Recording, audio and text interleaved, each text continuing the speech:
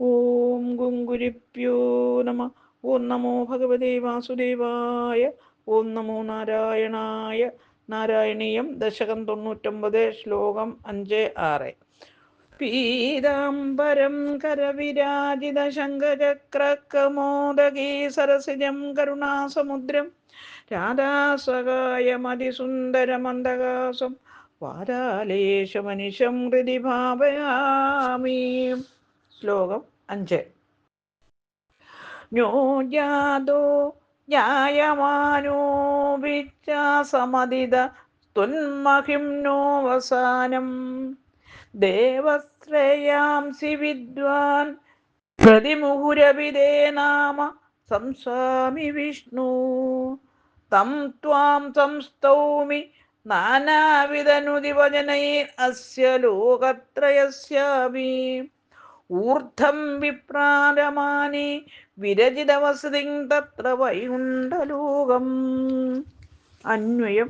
അർത്ഥം: ദേവ ഭഗവൻ, വിഷ്ണു വിഷ്ണു, ജാത ജനിച്ചവനും, ജായമാന അഭീച്ച ജനിക്കാൻ പോകുന്നവനും, ത്വന്മഹിംനഃ അങ്ങയുടെ മാഹാത്മ്യത്തിൻ്റെ അവസാനത്തെ, നോ സമധിഗത അറിഞ്ഞിട്ടില്ല, ശ്രേയാംസി ശ്രേയസ്സുകളെ, വിദ്വാൻ അറിയുന്നവനായി, പ്രതിമുഖ അഭി വീണ്ടും വീണ്ടും, തേ അങ്ങയുടെ, നാമത്തെ, സംസ്വാമി ഞാൻ കീർത്തിക്കുന്നു, അസ്യ ഈ, ലോകത്രയസ്യ മൂന്ന് ലോകങ്ങളുടെയും, ഊർദ്ധം മുകളിൽ, വിപ്രാജമാന പ്രകാശിക്കുന്നതായി, തത്ര വൈകുണ്ഠലോകെ ആ വൈകുണ്ഠലോകത്തിൽ, വിരചിത വസതി വസിക്കുന്നവനുമായ, തം ആ, ത്വാം അങ്ങയെ, നാനാവിധനുതി പലതരം സ്തുതിവാക്യങ്ങൾ, വചനൈ കൊണ്ട്, സംസ്വാമി ഞാൻ സ്തുതിക്കുന്നു. ഹരി ഓം.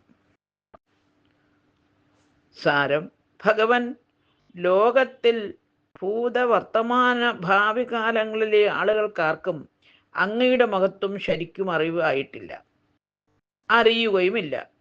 ഭഗവാന്റെ മഹത്വം അനന്തമാണ്. ശ്രേയസ് ധനമായി ഭഗവത് നാമം ഞാൻ കൂടെ കൂടെ വാഴ്ത്തുകയാണ്. മൂന്ന് ലോകങ്ങൾക്കപ്പുറം വസിക്കുന്ന അനന്ത മഹിമാവോടുകൂടിയ അങ്ങയുടെ പലതരം സ്തോത്രങ്ങൾ ഞാൻ പാടി സ്തുതിക്കുന്നു. ഹരി ഓം. ഓം ഗുങ്കുരിപ്യോ നമ.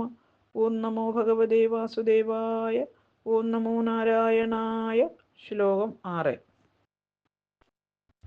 ആപാസൃഷ്ടാദിജന്യ പ്രഥമമയി വിഭോഗപദേശേ ദദുസ്ത്വാം യത്ര ത്വയ്യേവ ജീവാജലശയനഹരേ സങ്കദ ഐക്യമാപൻ തസ്യാജസ്യ പ്രഭോതേ വിനിഹിതമഭവൻ പത്മമേകം ഖിനാഭൗ ദിക്പത്രം യത്കിലാഹു കനകധരണിഭൃൻ കർണികം യോഗരൂപം. അന്വയം.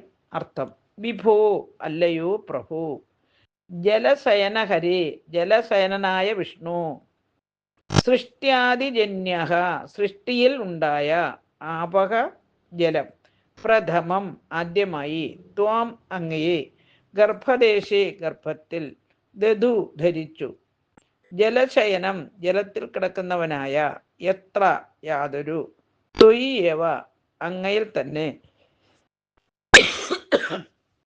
ജീവാഹ ജീവാത്മാക്കൾ, സംഗത ചേർന്ന്, ഐക്യം ഒന്ന് എന്ന നിലയെ, ആപൻ പ്രാപിച്ചു, അജസ്യ ജന്മമില്ലാത്തവനായ, തസ്യ അങ്ങനെയുള്ള, തേ അങ്ങയുടെ, നാഭൗഹി നാഭിയിൽ, ഏക യാതൊരു, പത്മ താമരപ്പൂ,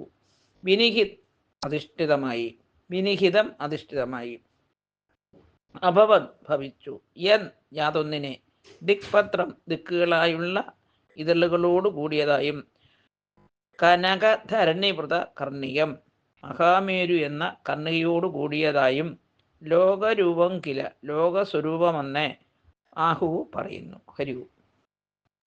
സാരം: സൃഷ്ടിയുടെ ആദിയിൽ ഉണ്ടായിരുന്ന ജലാശയം അങ്ങയെ വഹിച്ചു. അപ്പോൾ എല്ലാ ജീവരാശികളും അങ്ങയിൽ തീർന്ന് ഏകമായിരുന്നു.